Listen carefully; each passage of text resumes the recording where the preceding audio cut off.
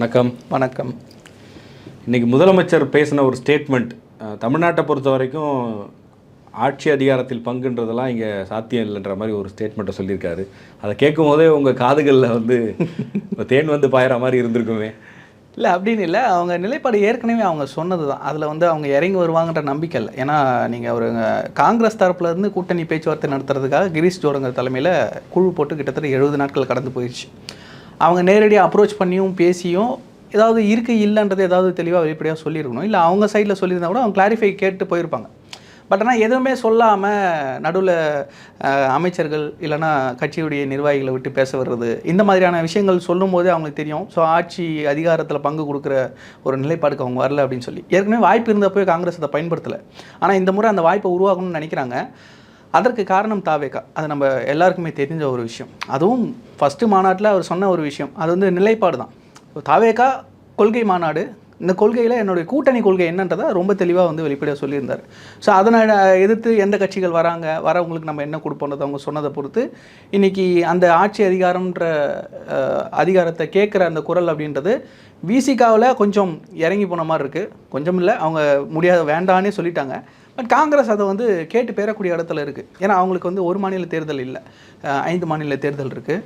5 மாநிலங்களில் முக்கியமாக தென்னிந்தியாவில் விஜய் அவர்களுக்கு எவ்வளவு ஆதரவு இருக்குது அப்படின்னு தெரியுது. ஸோ அவங்க போகிறதுக்கான ஒரு வாய்ப்பு இருக்குது அப்படின்றத அவங்க வந்து சூசகமாக திமுக கொடுத்துக்கிட்டே இருக்காங்க. இது வந்து லிட்டரலி நம்ம பார்த்தோம் அப்படின்னா வெளிப்படையாக பார்க்கும்போது ஒரு பேரம் பேசுகிற மாதிரி தான் தெரியும். பட் ஆனால் அவங்களுக்கு இருக்கிற சாய்ஸ் அவங்க பயன்படுத்துகிறாங்க. அதுக்கு வந்து திமுக இசைவு கொடுக்கல அப்படின்றது தான் இன்றைக்கி முதலமைச்சருடைய கருத்துலேருந்து தெரியுது. இல்லை, திமுக இப்படி ஒரு ஸ்டாண்ட் எடுக்கிறது ஒரு வகையில் டிவிகேக்கு சாதகமான விஷயம் தானே. காங்கிரஸ் வந்து இன்னும் அவங்க ஆப்ஷன்ஸை ஓப்பனில் தான் வச்சுருக்காங்க. ஒருவேளை அது நடக்கலைன்னா டிவிகே பக்கமும் வாய்ப்பு இருக்குன்னு ஒரு குட் நியூஸ் மாதிரி எடுத்துக்கலாமா இது? இல்லை, இது வரைக்கும் வந்து 2 கூட்டணியுமே எடுத்துங்க. நீங்கள் வந்து இந்தியா அலையன்ஸ்னு சொல்லக்கூடிய திமுக தலைமையிலான கூட்டணியாக இருக்கட்டும், இல்லைன்னா பாஜக தலைமையில் மற்றும் பலர் அவங்களா இருக்கட்டும். ஸோ இவங்கெல்லாம் இன்டாக்ட்னு நீங்கள் சொல்கிறாங்க இல்லையா, இன்னும் கூட்டணி தொகுதிகள் பங்கீடு வரணும், அந்த தொகுதிகள் எத்தனைன்றது வரும், அப்புறம் எந்தெந்த தொகுதிகள்ன்றது வரும். இதெல்லாம் போக போக தான் நிறைய இடங்கள் அது உடையக்கூடிய வாய்ப்புகளும் இருக்குது. அது மாதிரி உடைஞ்சதெல்லாம் நம்ம பார்த்துருக்கோம். ஸோ கடந்த முறையை பார்த்தீங்கன்னா கடைசி முறை KS அழகிரி அவர்கள் கடைசி கட்ட பேச்சுவார்த்தைக்கு போகும்போது கூட ப்ரெஸ் மீட்டில் கண்ணீர் விடாத குறையாக தான் பேசிட்டு போனார். எங்களை வந்து மதிக்கவே மாட்டேங்கிறாங்க அப்படின்றது தான் வந்து அவருடைய மிகப்பெரிய ஒரு குற்றச்சாட்டாக இருந்தது கடந்த முறை. ஆனால் இன்றைக்கி காலத்தின் கட்டாயம், இன்னொரு ஆப்ஷன் கிடையாது, நம்ம திமுகவில் தான் இருந்தாகணும். ஏன்னா ஆப்போசிட்டில் வந்து பாஜக சேர்ந்துருச்சு. ஸோ பாஜக எதிர்நிலையில் இருக்கும்பொழுது நம்ம வந்து விட்டு வெளியே வந்தால் அது நமக்கு தான் மிகப்பெரிய ஒரு பேரடியாக விழும் அப்படின்றதுனால காங்கிரஸ் அன்றைக்கி அந்த நிலைப்பாடு எடுத்தாங்க. இன்றைக்கி அப்படி கிடையாது. ஸோ மக்கள் பேராதரவு இந்த முறை தனிப்பெரும்பான்மை யாருக்கும் கிடைக்காதுன்ற அளவுக்குலாம் பேச்சு போயிட்டுருக்கு. ஸோ அந்த மாதிரியான ஸ்டாட்டிஸ்டிக்ஸ்லாம் போயிட்டு இருக்கும்போது தனிப்பெரும்பான்மை பெற்றால் தான் திமுக ஆட்சியே இங்கே அமையும். அவங்க இல்லை அப்படின்னா அவங்க அதிகாரத்தில் கொடுத்து தான் ஆகணுன்ற ஒரு கண்டிஷன் போட்டு அப்போ வேறு வாய்ப்பு இல்லை. ஸோ அந்த மாதிரி வாய்ப்புகளும் வர்றதுக்கான வாய்ப்புகள் இப்போ வந்து களத்தில் நிலவும் போது காங்கிரஸ் அதை பயன்படுத்திக்க தான் நினைக்கும். ஸோ அதை வந்து இப்போ திமுக வேணாம் அப்படின்னு சொன்னதுனால தாவேக்காவுக்கு வாய்ப்பு பண்ணுறீங்க. தாவேக்கா வந்து கடைசி வரைக்கும் தங்களுடைய நிலைப்பாட்டில் உறுதியாக இருக்காங்க. இதில் நீங்கள் எடுத்துகிட்டீங்கன்னா இது வரைக்கும் எல்லா கட்சிகளுமே தங்களுடைய நிலைப்பாடுகளில் அப்பப்போ மாறுதல்கள். கூட்டணி நம்ம வந்து 2024 STPI மாநாடுன்னு நினைக்கிறேன், அதில் வந்து எடப்பாடி பழனிசாமி அவர்கள் பேசினார், பாஜகவுடன் எக்காரணத்தை கொண்டும் கூட்டணி கிடையாதுன்னு சொல்லி ஒரு வருடத்துக்குள்ளார அந்த நிலைப்பாட்டிலேருந்து மாறினார். டிடிவி தினகரன் என்ன சொன்னார்னா, தற்கொலைக்கு சமம் நான் அந்த கூட்டணியில் போகிறது, பழனிசாமி அவர்கள் முதல்வராக எடுத்துக்கிறதுனார். அண்ணாமலை என்ன சொன்னார், எடப்பாடி பழனிசாமியை தற்கொலைலாம் பேசி விமர்சனம் பண்ணவர், அவரை வந்து இன்றைக்கி முதலமைச்சராக நாங்கள் வந்து ஆக்குவோம் அப்படின்னு சொல்லி பேசினார். ஸோ இந்த மாதிரி பல நிலைப்பாடுகள் மாற்றங்கள் ஆட்சியில் அதிகாரத்தில் பங்கு கேட்ட விசிகா தங்களுடைய நிலைப்பாட்டை வந்து நீங்கள் மாறுதலுக்கு போயிருக்காங்க. ஸோ இந்த மாறுதல்கள்லாம் தாண்டி தாவேக்கா தன்னுடைய நிலைப்பாட்டில் தெளிவாக இருக்குது. அது கடைசி வரைக்கும் உறுதியாக இருக்கும். தன்னை நம்பி வரக்கூடிய தோழமை கட்சிகளுக்கான அங்கீகாரத்தை நாங்கள் கொடுப்போம்னு சொல்கிறாங்க. ஸோ இந்த வாய்ப்பை அவங்க கண்டிப்பாக பயன்படுத்துவாங்க. அதை பயன்படுத்தி இவங்க பேச்சுவார்த்தை நடத்துவாங்களா அப்படின்றது தான் ஒரு கேள்வி. இந்த பக்கம் யார் அஃபிஷியலாக போய் பேச்சுவார்த்தை நடத்துகிறாங்க, இல்லை அதுக்கு ஒரு குழு காங்கிரஸ் போட போகுது அப்படின்றத நம்ம வெயிட் பண்ணி பார்க்கணும். இப்போது நீங்கள் தேர்தலுக்கு முன்னாடி கட்சிகளை வர வைக்கிறதுக்கு அது ஒரு தூண்டிலில் வைக்கிறது மாதிரி இருக்குன்னு வைங்களேன். ஆனால் தேர்தலுக்கு பிறகு ஒருவேளை ஒரு கட்சி ஆட்சிக்கு வருதுன்னா இந்த மாதிரி கேபினெட்டில் கூட்டணி கட்சிகளை சேர்ந்தவர்களுக்கு இடம் கொடுத்தா அப்போ என்னென்ன சிக்கல்கள் வரும்ன்றத மனசில் வச்சு தான் ஏற்கனவே ஆட்சியில் இருந்த கட்சிகள் அதை வேணான்னு ஒரு இடத்துக்கு போகிறாங்க. அப்படி இருக்கும்போது இன்றைக்கி இந்த முடிவை எடுத்துகிட்டு பின்னாடி இது ஒரு பெரிய சிக்கலாக வராதா? அன்னைக்கு டிவிக்கு அந்த இடத்துல சொன்ன வார்த்தையை காப்பாற்றுவாங்களா? சரி, அந்த இடத்துல வந்து இன்றைக்கி சொல்கிற ஸ்டேட்மெண்ட்டில் நான் ஏற்கனவே உதாரணம் சொன்னேன். ஆரம்ப கட்டத்தில் கொடுத்த ஸ்டேட்மெண்ட் வந்து இன்னி வரைக்கும் பிழலாமல் அதே ஸ்டேட்மெண்ட்டில் நிற்கக்கூடிய ஒரு தன்மை பலத்த கட்சியை நம்ம தாவேக்கா இப்போ பார்க்குறோம். ஸோ அது வந்து ஆட்சி அமைச்சதுக்கப்புறம் கூட்டணியில் பங்கு கொடுத்ததுனால சிக்கல்கள் வருமா, அதனால் ஏதாவது பின்வாங்குவாங்களா அப்படின்னு கேட்டிங்கன்னா அது வந்து நம்ம தேர்தலுக்கு அப்புறம் நம்ம பார்க்க வேண்டியது. ஏன்னா கேட்டிங்கன்னா அது வாங்க மாட்டாங்க. ஏன்னா கொடுத்துட்டாங்க அப்படின்னா தாவேக்காவுக்கு எந்த ஒரு பெரிய பிரச்சனையாக இருக்கும் அப்படின்றது நான் பார்க்கல. இப்போ திமுக எடுத்துட்டிங்கன்னா இதுக்கு முன்னாடி இருந்த அமைச்சரவையில் இல்லை இப்போ நடக்கக்கூடிய அமைச்சரவைகளில் அவங்க தொடர்ந்து செஞ்சுக்கிட்டு வர இந்த ஊழல்கள் இதெல்லாம் வந்து அவங்களுக்கும் தெரிய வந்தது அப்படின்னா அவங்களுடைய குடிமை கண்டிப்பாக வந்து திமுகவுடைய குடிமை ஒரு தேசிய கட்சியான காங்கிரஸ் கையில் கண்டிப்பாக போகும். இவங்க என்னென்ன தவறுகள்லாம் செய்கிறாங்க, அகைன் ஒரு பாராளுமன்ற தேர்தல் வரும்போது ஒரு பார்கெனிங்கில் அதை எப்படி யூஸ் பண்ணலாம், இதெல்லாம் வந்து அவங்களுக்கு ஒரு ப்ளஸ்ஸாக போகும். அதை கொடுக்கக்கூடாதுன்னு திமுக ரொம்ப மும்முரமாக இருக்குது. தாவேக்காவுக்கு அந்த மாதிரியான எந்த ஒரு இன்டென்ட்டும் இல்லை இருக்கிற மாதிரி தெரியல. ஸோ ஊழல் குற்றச்சாட்டுகள் இல்லை, இது வரைக்கும் ஆட்சி கட்டலில் இல்லை. ஸோ ஃப்ரெஷ்ஷாக போகும்போது அவங்களுக்கு தமிழ்நாட்டை மட்டும் ஃபோக்கஸ் பண்ணி ஒரு அரசியலை பண்ணுற மாதிரி தான் இது வரைக்கும் அவங்களுடைய நிலைப்பாடு இருக்குது. பாராளுமன்ற தேர்தலில் கூட அவங்க அதிகமான சீட்டுகளை வந்து காங்கிரஸுக்கு விட்டு கொடுத்து இவங்க குறைவான சீட்டுகள் நிற்கிறதுக்கும் வாய்ப்புகள் இருக்குது. ஏன்னா ஏடிஎம்கே ஆரம்ப காலத்தில் அதை பண்ணது தான். எம்ஜிஆர் அவர்கள் பீரியடில் வந்து அவங்க குறைவான எம்பி சீட்டுகள் நின்று காங்கிரஸுக்கு அதிகமான சீட்டுகள் கொடுத்து அந்த கூட்டணி அமைச்சதெல்லாம் நம்ம பார்த்துருக்கோம். ஸோ அந்த மாதிரியான ஒரு சுச்சுவேஷன் அமைது அப்படின்னா காங்கிரஸ் அதை கண்டிப்பாக யூஸ் பண்ணிக்கொண்டு தான் நம்ம பார்க்க முடியும். இப்போ விஜய் நிற்கிற தொகுதி பற்றிய நியூஸ் எல்லாம் வருது. ஒன்று வந்து சென்னையில் விருகம்பாக்கம், இன்னொன்று திருச்சி கிழக்கு அப்படின்னு சொல்கிறாங்க. இதை எப்படி பார்க்குறீங்க? இப்போ சென்னையில் தான் விஜய் மட்டும் இல்லாமல் விஜயினுடைய முன்னணி தளபதிகள் எல்லாருமே நிற்க போகிறாங்க. ஆதவ் அர்ஜுன், சிடிஆர், நிர்மல்குமார், இந்த மாதிரி அவரோடு இருக்கக்கூடியவர்கள் பெரும்பாலும் சென்னையில் நிற்க போகிறாங்க. காரணம் என்ன அப்படின்னா சென்னையில் தான் டிவிகேக்கு ஒரு பெரிய ப்ரெசன்ஸ் இருக்குது, மற்ற இடங்களில் சென்னையில் இருக்க மாதிரி இல்லைன்னு சொல்கிறாங்க. இது எப்படி இருக்குது? இல்லை, முக்கியமாக வந்து நம்ம சோஷியல் மீடியாவோட ப்ரெசன்ஸ் பார்த்திங்கன்னா சிட்டி லிமிட்டில் அதிகம். ஸோ அந்த இடங்களில் எல்லாத்துலேயுமே புதுசாக வர கட்சிகளுக்கு எப்போவுமே ஆதரவு அதிகமாக இருக்கும். ஸோ அப்படி பார்த்திங்கன்னா தாவேக்காவுக்கு சென்னையில் நிறைய தொகுதிகளில் வெற்றி வாய்ப்பு இருக்குன்றது நிறைய சர்வேஸ் வந்து இப்போது ரீசெண்டாக வந்த சர்வேஸ்லாம் நம்ம பார்க்குறோம். சின்ன சேனல்ஸ் எடுத்து போட்டுட்ருக்காங்க. ஸோ அதை தாண்டி தலைவர்களுக்கு வந்து பெரும்பாலும் எல்லா இடங்களுக்கும் பிரச்சாரம் போக வேண்டிய ஒரு கட்டாயம் இருக்குது. முக்கியமான தலைவர்கள் இப்போது ஆதவ் அர்ஜுனாவாக இருக்கட்டும், சிடி நிர்மல்குமார் ஆகட்டும், தளபதி விஜய் அவர்களாக இருக்கட்டும், எல்லா தொகுதிகளுக்கும் அவங்க பிரச்சாரம் பண்ண வேண்டிய ஒரு கட்டாயம். அவங்க தொகுதியை மட்டும் ஃபோக்கஸ் பண்ணாங்க அப்படின்னா மற்ற தொகுதிகள் நேரம் வந்து பெருசாக செலவிட முடியாது. ஸோ சென்னை பார்த்திங்கன்னா எல்லா தொகுதிகளும் பிரச்சாரம் பண்ணும்போது அதனுடைய எஃபெக்ட் கண்டிப்பாக சென்னையில் இருக்கும். ஸோ அது ஒரு வெற்றி வாய்ப்பு அதிகமாக வந்து கூடுதலாக எடுத்து கொடுக்குறதுக்கான வாய்ப்புகள் இருக்குது. ஸோ சென்னையில் போட்டியிடுறதுக்கான வாய்ப்புகள் அதிகமாக இருக்குதுன்னு நான் அசஸ் பண்ணுறேன். முக்கியமாக எனக்கு தெரிஞ்சு வேளச்சேரி இல்லைனா வந்து மயிலாப்பூர், டி நகர் இந்த மாதிரியான தொகுதிகளில் அவங்க போட்டியிடுறதுக்கான வாய்ப்பு இருக்குதுன்னு நான் நினைக்கிறேன். மேபி அந்த வி அந்த ஒரு விஷயம் இருக்கிறதுனால இருக்கலாம். நானுமே ஏற்கனவே சொல்லியிருந்தேன்னு நினைக்கிறேன். வேலூர் கூட வி தான் எங்கள் தொகுதி வந்து நின்னாலும் நல்லாயிருக்கும் அப்படின்றத சொல்லியிருந்தோம். ஸோ விருப்பமனு இப்போ கொடுத்துறதையே பார்த்துருக்கோம். 234 தொகுதியில் முதல்ல நிற்க ஆள் இருக்கா அப்படின்றதெல்லாம் வந்து பேசினாங்க. தென் அங்கே ஆயிரக்கணக்கான விருப்ப மனுக்கள் வந்திருக்கு. அந்த நிறைய எல்லா தொகுதியிலையுமே விஜய் வந்து நிற்கணும் அப்படின்றத ஆசைப்படுவாங்க. ஸோ ஆனால் வந்து அவர் எந்த தொகுதியில் வெற்றி பெற வாய்ப்பு இருக்கோ அந்த ஸ்ட்ராட்டஜி மூலமாக தான் அவங்க நிற்க போகிறாங்க. சென்னையில் நிற்கிறதுக்கான வாய்ப்புகள் அதிகமாக இருக்குன்னு நான் நினைக்கிறேன். கிராமப்புறங்களில் பலவீனமாக இருக்குன்னு சொல்கிறாங்க டிவி. இல்லை, பலவீனம்னு இல்லை, அதை வந்து எந்த அளவுக்கு நம்ம அதை அவுட்கமாக கொண்டு வரோம் அப்படின்றது ஒன்று இருக்குது. ஸோ அதை வந்து விசிபிலிட்டி தெரியல. இப்போ நான் இப்போ என்னோடய சொந்த ஊருக்கு கிராமங்களுக்குலாம் நான் போகும்போது நான் அங்கே பேசுகிறேன். அவங்களுக்கு வந்து அந்த மீடியாவுடைய அந்த ஒரு சோஷியல் மீடியாவுடைய அந்த ஒரு தாக்கம் இருக்குது. அதை வந்து அவங்க எக்ஸ்போஸ் பண்ணுறது கிடையாது. இப்போ சோஷியல் மீடியாவில் இங்கே வந்து நம்ம நிறைய போஸ்ட் பண்ணுறோம், நிறைய வந்து விஷயங்கள் போடுறோம். ஊரில் இருக்கக்கூடிய வயதானவர்கள் பார்க்குறாங்க, யூடியூப்ஸ் போகுது. என் தாத்தா பார்க்குறாரு, நான் கொடுக்குற இன்டர்வியூஸ் என் தாத்தா பார்த்துட்டு அவர் சொல்லிட்டு அவருக்கு 85 வயசு ஆகுது. அவர் சொல்கிறாரு இது பேசியிருக்கேன் நல்லா இருக்குடா அப்படின்னு சொல்லிட்டு அவர் பேசுகிறாரு. அவர் வந்து தாவேக்காக நான் ஓட்டு போகிறேன் அப்படின்ற ஒரு மனநிலைக்கு வந்திருக்காரு. ஸோ இந்த ஒரு இம்பேக்ட்டு அங்கே வரைக்கும் போயிருக்கு. பட் அதை வந்து அவங்க ரிஃப்ளெக்ட் பண்ணி வெளியே சொல்கிறதில்ல. ஸோ மீடியாவுக்கு அந்த அட்டென்ஷன் கிடைக்கிறதில்ல. பட் இது சைலண்ட்டாக நடக்கும் அப்படின்றது தான் என்னுடைய பார்வை. இப்போ விசில் பற்றின கான்ட்ரவர்சிஸும் நிறைய வருதில்லை. இப்போ கூட வந்து ஒரு இடத்துல ஒரு தூய்மை பணியாளர் நினைக்கிறேன் விசில் அடிக்கக்கூடாதுன்னு சொன்ன மாதிரி ஒரு நியூஸ் ஒன்று பார்த்தோம். அதெல்லாம் எப்படி, அதுக்கு பின்னாடியும் திமுக சதி இருக்கும்னு நினைக்கிறீங்களா, இல்லை யாராவது ஒருத்தர் ஆர்வக்கோளாறுலாம் அங்கே பண்ணியிருப்பாங்கன்னு எடுத்துக்கலாமா? இல்லை, இது வந்து அந்தந்த பகுதியில் இருக்கக்கூடிய இல்லைன்னா ஏதாவது ஒரு துறை சார்ந்த சில நிர்வாகிகள் பேர் வாங்கணும் அந்த மாதிரி வந்து ஒரு எண்ணத்தில் பண்ணக்கூடிய விஷயமா தான் இருக்குது. அந்த வீடியோ நானும் பார்த்தேன். தூய்மை பணியாளர்கள்லாம் இதை வந்து விசில் சின்ன ஒதுக்கின உடனே சில கிரிட்டிக்ஸாகவே டிஎம்கே சார்ந்து பேசக்கூடிய யூடியூபர்ஸ் சில ஊடகவியலாளர்கள்லாம் கலாய்க்கிறதுக்காகவே சொன்னாங்க.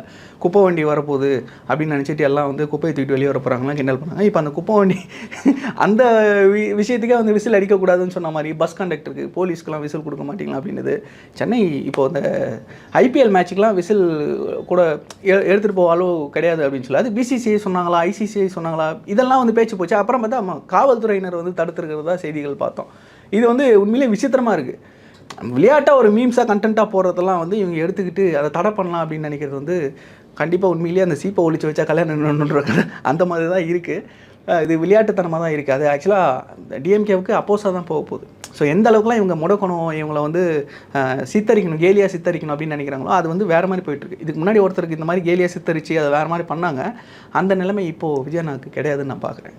ஓகே, இப்போ சேலத்துக்கு போகிறாரு. சேலத்தில் போய் அதிமுக பற்றி பேசுவாரான்ற கேள்வி வருது. ஏன்னா எடப்பாடி பழனிசாமி அவருடைய தொகுதி அந்த மாவட்டத்தில் தான் வருது. ஊழல் சக்தின்லாம் சொல்லியிருக்காரு. கரூருக்கு போகும்போது என்ன பேசினார்னு தெரியும். இதுக்கு முன்னாடி பல இடங்களில் திமுகவை என்னென்னலாம் விமர்சனம் பண்ணார்னு தெரியும்.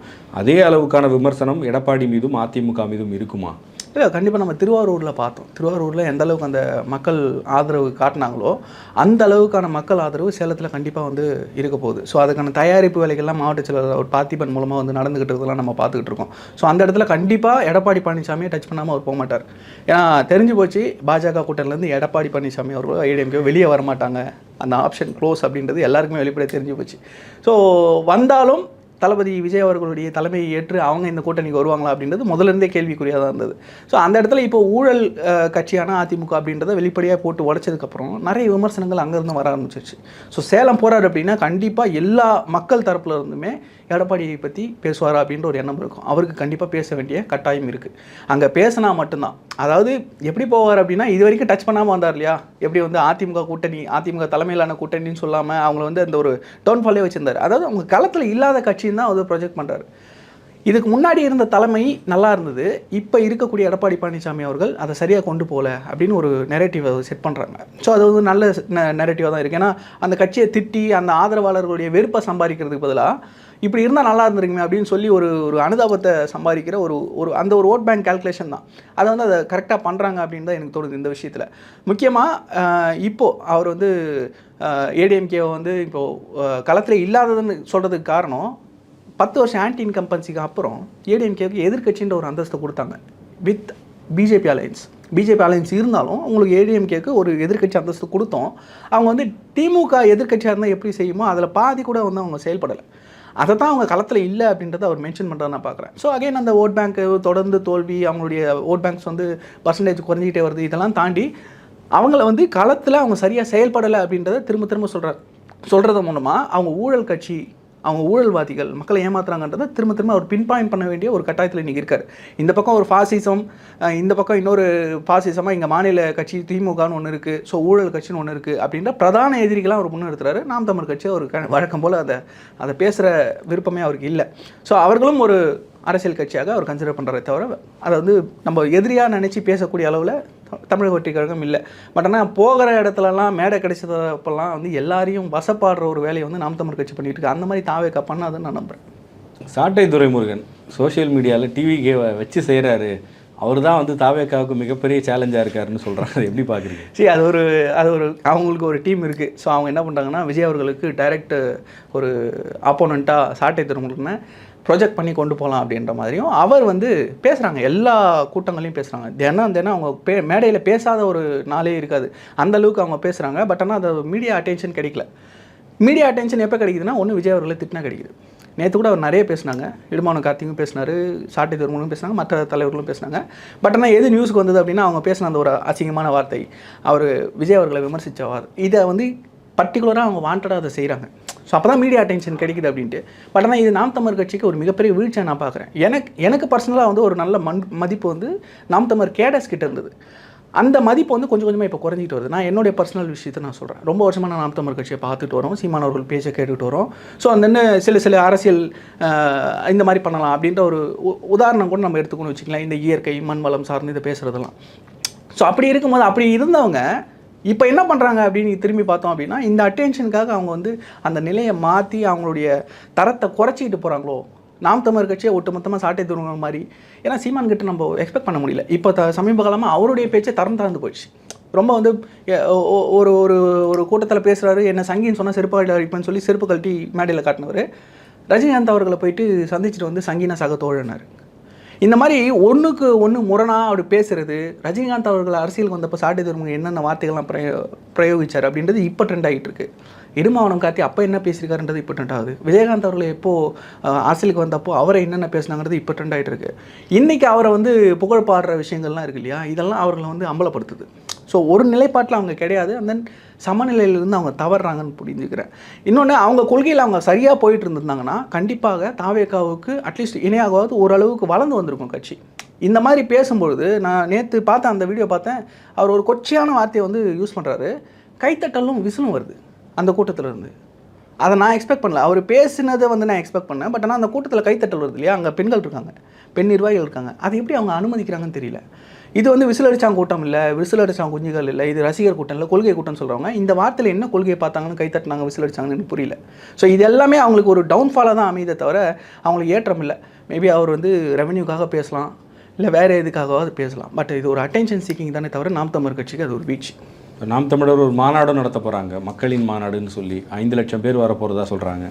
விஜய் வந்தாலும் சரி, நாம் தமிழருக்கான செல்வாக்குங்கிறது ஒருபோதும் குறைய போகிறதில்ல, நாங்கள் தான் மாற்று சக்தி அப்படிங்கிறத அவங்க முன்வைக்கிறாங்க. அது எப்படி பார்க்குறீங்க? சரி, நடத்தட்டும், வாழ்த்துக்கள் தான். நல்லபடியாக அந்த மாநாடு நடத்தி முடிக்கட்டும். அவருடைய முயற்சிக்கு என்னுடைய வாழ்த்துக்கள். இது மட்டும் தான் நம்ம சொல்ல முடியும். அரசியல் களத்தில் நம்ம பார்க்குறோம், நாங்களும் வந்து தமிழ்நாடு இளைஞர் கட்சின்னு ஒரு கட்சியை வந்து கிட்டத்தட்ட 10 வருஷமாக பயணிச்சுக்கிட்டு இருக்கோம். ஸோ நாம் தமிழ் கட்சியை வந்து கிட்டத்தட்ட ஒரு 15 வருஷமாக பயணிச்சுட்டு வராங்க. தாவேகாவும் ஒரு கட்சியாக பயணிச்சுட்டு வராங்க. ஸோ நாங்கள் யாருமே வந்து ஆட்சி அதிகாரத்தில் இது வரைக்கும் பங்கெடுத்தோ இல்லை வந்து இது வரைக்கும் நல்லாட்சி கொடுக்காங்களோ அந்த மாதிரி ஒரு கேட்டகரியில் போகல. நாங்கள் ஒரு புதிய கட்சி, ஆட்சி அதிகாரத்துக்கு போகணும் அப்படின்னு சொல்லி மக்களுக்கு நல்லது செய்யணும், அதுக்கு வந்து அதிகாரத்துக்கு நம்ம போகணும் அப்படின்னு ஒரு முயற்சியில் இருக்கோம். அப்படி இருக்கும்போது ஆட்சியில் இருக்கிறவர்களை விமர்சிக்கிறத தாண்டி நம்ம எங்கே தடமாறி போகிறோன்றதை நாம் தமிழர் கட்சி மறந்துருச்சோ அப்படின்ற ஒரு வருத்தம் எனக்கு இருக்குது. ஏன்னா வந்து ஒரு சக கட்சியாக, சக போராளியாக நாங்கள் ஒரு சமகாலத்தில் வந்து இப்போ போராடிக்கிட்டு இருக்கோம். இந்த அரசியலில் எவ்வளோ ரிஸ்க்குன்றது நம்மளுக்கு தெரியும். இப்போ நம்ம இன்றைக்கி இப்போ மீடியாவில் பேசக்கூடிய அரசியல்லாம் கூட வீட்டில் வந்து பயப்படுறாங்க. ஸோ அந்த மாதிரி களம் இருக்குது. நேற்று கூட நம்ம பார்த்தோம், பூக்கடை ஜங்ஷனில் ஒரு திமுகவுக்கும் தாவேகாவுக்கும் நடந்தது. ஒரு மக்களை சந்தித்து போகிறத கூட அனுமதிக்காத, ஒரு ஏற்றுக்கொள்ள முடியாத ஒரு மனநிலை நீங்கள் ஆளுங்கட்சி இருக்குது. ஸோ அதெல்லாம் தாண்டி நம்ம அரசியல் பண்ணும்போது அதில் நம்ம யாரை எதிர்த்து என்ன அரசியல் பண்ணுறோம் அப்படின்ற ஒரு தெளிவு இல்லாமல் இன்றைக்கி நாம் தமிழ் கட்சி போயிட்டுன்றது தான் வருத்தம். அந்த மாநாட்டில் தெளிவாக மக்களுக்கான மாநாடுன்னு சொல்கிறாங்க, மக்களுக்கான அரசியலை பேசுவாங்கன்னு நம்புகிறேன். ஸோ அவர்களுக்கு வாழ்த்துக்கள். சமீபத்தில் நீங்கள் சொன்னீங்க இல்லையா பூக்கடை ஜங்ஷனில் ஒரு பிரச்சனை, இந்த மாதிரியான பிரச்சனைகளை எப்படி பார்க்குறீங்க? தாவேகாவோட நிர்வாகிகளோ இல்லை மற்ற கட்சிகளோட மோதல் அப்படின்ற செய்தியெல்லாம் வருது. இதில் யார் தப்பு பண்ணாங்க என்ன அப்படின்றது தெரிய வரும். நீங்கள் எப்படி பார்க்குறீங்க இந்த மாதிரியான இன்சிடென்ட்ஸை? இந்த மாதிரி இன்சிடென்ட் அவங்க ஏன் பண்ணுறாங்கன்னா, ஒன்று இந்த மக்களுடைய ஆதரவை வந்து அவங்களால ஏற்றுக்க முடியல. தாவேகா மீதான மக்கள் ஆதரவை திமுகவில் ஏற்றுக்க முடியல. ஒன்று, அதை வந்து தலைமையை வந்து வேறு மாதிரி டீல் பண்ணாலும் கிரவுண்ட் லெவலில் இருக்கிறவங்களுக்கு அது வந்து சுத்தமாக வந்து ஒரு வெறுப்புணர்ச்சியை அதிகப்படுத்தியிருக்கு. அந்த இடங்களில் வந்து இந்த மாதிரி வன்முறைகள் கையில் எடுக்கிறதுன்றது அந்த அதிகாரத்தில் இருக்கும், நம்ம என்ன வேணாலும் பண்ணலாம் அப்படின்ற ஒரு மனப்பான்மையை தான் காட்டுது. அது மக்கள் மத்தியில் கண்டிப்பாக அவங்களுக்கு ஒரு நெகட்டிவாக போக போகுது. முக்கியமாக இந்த சம்பவம் எடுத்துக்கோமே, இப்போ வந்து ஒரு கர்ப்பிணி பெண் தாக்கப்பட்டிருக்காங்க, இன்னும் 2 பேர் ஐசியூவில் இருக்காங்க. ஸோ அவங்க கட்சித் தலைவர்கள் வந்து நேரடியாக அமைச்சர் சேகர் பாபு அவர்களுடைய பேரை சொல்லி வந்து ஒரு கிரிட்டிக்ஸை முன்வைக்கிறாங்க. அப்படின்னும் போது அந்த இடத்துல எந்த அளவுக்கு அது விஷயங்கள் ஊறி போயிருக்குன்னு பார்க்கணும். முதல்ல இந்த மாதிரி வர பசங்கள்லாம், இந்த தாவேகாவுக்கு ஆதரவாக இன்னைக்கு களத்தில் இறங்குற பசங்க எல்லாருமே பார்த்திங்கன்னா ஒரு 25 to 35 அந்த ஒரு ஏஜ் கேட்டகரியில் இருக்கிறவங்க. ஸோ லைஃப்பில் அப்போ தான் ஒரு கட்டத்துக்கு நியூலி மேரிடாவோ இல்லை வந்து ஒரு லைஃப்பில் எப்போ தான் ஒரு கட்டத்துக்கு போகக்கூடிய ஒரு நடுத்தர குடும்பத்தை சேர்ந்தவங்களாக தான் போகிறாங்க. அவங்க எல்லாருக்குமே குடும்பம் சார்ந்து ஒரு அழுத்தம் வரும். இங்கே போவாத, இந்த மாதிரி நடக்கும். இப்போ பூக்கடையில் நடந்தது பூக்கடையில் மட்டும் எஃபெக்ட் ஆக போகிறதில்ல. எங்கேயோ கரைக்கோடியில் இருக்கக்கூடிய வேலூர்லையோ தேனியிலையோ திண்டுக்கல்லையோ எங்கேயோ ஒரு இடத்துல தாவேகா இந்த மீட்டிங்காக போகிறேன், மக்களை சந்திக்க போகிறேன், இந்த மாதிரி பிரச்சனைக்காக போகிறேன், போராட்டம் போகிறேன் அப்படின்னும்போது குடும்பத்தில் ஒரு சைக்கலாஜிக்கலாக வந்து ஒரு ப்ராப்ளமை க்ரியேட் பண்ணும் அப்படின்றதுனாலே இதை வந்து பண்ணுறாங்க அப்படின்றது தான் தோணுது. ஏன்னா எல்லா குடும்பத்தில் இருந்தும் இப்போ எங்கள் வீட்டிலேருந்துமே அந்த ஒரு பிரச்சனை இருக்குது. இது போகிற, இதை பேசுகிற, இது எதனா ஆகும், எதனா பண்ணுவாங்க அப்படின்னு ஒரு தாட் வருது இல்லையா? இந்த தாட்டை க்ரியேட் பண்ணுறதுக்காக திமுக செஞ்ச ஒரு வேலையை தான் நான் பார்க்குறேன். மக்கள் மத்தியில் இது ஒரு மிகப்பெரிய ஒரு பேக் ஃபயராக திமுகவுக்கு கண்டிப்பாக ஏற்படும். ஏன்னா திமுக ஆட்சிக்கு வந்தால் சட்டம் ஒழுங்கு மோசமாக இருக்கும்னு எல்லாருமே சாதாரணமாக சொல்லுவாங்க. எனக்கு ஆச்சரியமாக இருந்தது, இன்னும் ஆளாளுக்கு திமுக வந்தால் சட்டம் ஒழுங்குன்னு எல்லாம் ஒரே டெம்ப்ளேட்டில் பேசுகிறாங்களே அப்படின்ற மாதிரி இருக்கும். பட் இந்த 4.5 ஆண்டு ஆட்சி காலத்தில் எப்பா சாமி சரியாக சொல்லியிருக்கீங்க, சட்ட ஒழுங்கு இவ்வளவு மோசமாக நான் பார்த்ததே இல்லைன்ட்டு. ஏன்னா நிறைய இடத்துல நான் கேட்டேன், இந்த கேள்விக்கு வந்து திமுககாரங்கிட்ட எந்த பதிலுமே இல்லை. டிஜிபியை இது வரைக்கும் போடாததுக்கான காரணம் என்னன்னு கேட்குறேன். நீங்கள் ஒரு பொறுப்பு டிஜிபி போடுறீங்க, அவருக்கும் உடல்நிலை சரியாமல் போகுது, அவருக்கு ஒரு பொறுப்பு டிஜிபின்னு போடுறீங்க, திரும்பவும் இன்னொருத்தர் அவரும் உடம்பு சரியில்லாமல் போது திரும்பவும் பழைய பொறுப்பு டிஜிபி என்ன ஒரு மியூசிக் சால் மாதிரி விளையாடிக்கிட்டு இருக்கீங்களேன்னு கோர்ட்டு கேள்வி கேட்குது. அதாவது இது வந்து ஒரு மாநில சுயாட்சிக்கான ஒரு விஷயமா நம்ம பார்க்கணும். மாநிலத்திலேருந்து இந்த கேடர்ஸ் படி அந்த தரவில் இருக்கக்கூடிய அதிகாரிகளை நம்ம தேர்ந்தெடுத்து கொடுப்போம். அதுலேருந்து ஒரு 3 பேர் அவங்க சூஸ் பண்ணுவாங்க, அதுலேருந்து ஒருத்தர் நம்ம சூஸ் பண்ணுவோம். இதை விடுத்து நீங்கள் இது வரைக்கும் போடாத இருக்கும்பொழுது சென்ட்ரல் கவர்மெண்ட் என்ன பண்ணுவாங்க, இதில் தலையிட்டு கோர்ட்டு மூலமாக வந்து நாங்களே டிஜிபி அப்பாயின்ட் பண்ணுறோம், நாளைக்கு ஒரு நிலைமை வருதுன்னு வச்சுங்களேன், இந்த ஒரு இஷ்யூவை ப்ளைன் பண்ணி. யார் தவறு இது? இதற்கு காரணம் தான் என்னங்க, யார் லாபி தான் இங்கே ஓடுது அப்படின்றத கேட்குறோம், பதிலே கிடையாது. முதல்ல இருக்கிறதுலாம் தெரியுமா? தெரியாது. ஆனால் சட்டமன்றத்தில் மொத்தம் என்னுடைய துறை காவல்துறை சிறப்பாக செயல்படுதுன்னு வாய்க்குசாமி போய் சொல்கிறார். பெண்கள் பாதுகாப்பு சூப்பராக இருக்குன்றாரு. பெண்கள் வெல்லும் தமிழ் பெண்கள்னு மாநாடு போட்டுட்டு ஃபுல்லாக இந்திக்கார பெண்களாக டிஷர்ட்டு ஜீன்ஸ் எல்லாம் கொடுத்து கூப்பிட்டு வரணும். கோடி கணக்கில் செலவு பண்ணி இப்போ இந்த டெம்ப்ளேட்டில் மாநாடு நடத்த வேண்டிய காரணம் என்ன? நீங்களே சொல்லுங்கள். நம்ம சொன்னோம் விக்ரவாண்டி மாநாடு, மதுரை மாநாடு, இது ஒரு டெம்ப்ளேட்டாக இருக்க போது இந்த மாநாடு மாதிரி நம்ம நடத்தணுன்றது தான் எல்லோரும் பண்ண போகிறாங்கன்னு. சேர் போட்டு ஒரு பேக் வச்சு அதில் வந்து water bottle, snacks, mixture, juice இதெல்லாம் வச்சு 1.5 லட்சம் சேர் போட்டு 1 லட்சம் பேர் வெளியே நிற்கிறான். இந்த டெம்ப்ளேட்டில் எல்லாருக்கும் வீடியோ கண்டென்ட் கொடுத்து எல்லாரையும் பேச வச்சு எதுக்கு இவ்வளோ செலவு பண்ணி எதுக்கு இவ்வளோ மார்க்கெட்டிங் பண்ணுறாங்க தெரியல. அந்த கூட்டத்தில் இருக்கிறது மொத்தமே வடமாநில இளைஞர்கள், வடமாநில பெண்கள். அவங்கள கூட்டிகிட்டு வந்து வெல்லும் தமிழ் பெண்கள்னு சொல்லி இங்கே ஒரு ட்ராமா கம்பெனி மாதிரி நடந்துக்கிட்டு இருக்குது. சமீபத்தில் நடந்த அந்த ரேம்ப் வாக்கு, செல்ஃபி இதெல்லாம் வந்து அவங்களுக்கு ட்ரோலாக தான் மாறிட்டு இருக்கு. தெரியல, அவங்க வந்து அதாவது சொல்லுவாங்க, ஒரு பையன் வந்து நல்லா படிச்சுட்டு போய் எக்ஸாம் எழுதுறவனே பின்னாடி உட்காந்து ஒருத்தன் பார்த்து காப்பி அடித்து கூட ஃபெயில் ஆகிறான் அப்படின்னா அது இவங்களால மட்டும்தான் முடியும்னு சொல்லுவாங்க இல்லையா? அந்த மாதிரி வந்து டிஎம்கே இப்போ எக்ஸ்போஸ் ஆகிட்டு இருக்கு. நம்ம பொறுத்து வந்து பார்க்கணும். டிஎம்கே இந்த ஆட்சியில் அவங்க வந்து இது வரைக்கும் காணாத ஒரு மிகப்பெரிய வீழ்ச்சியை பார்ப்பாங்கன்னு நான் பார்க்குறேன். நன்றி.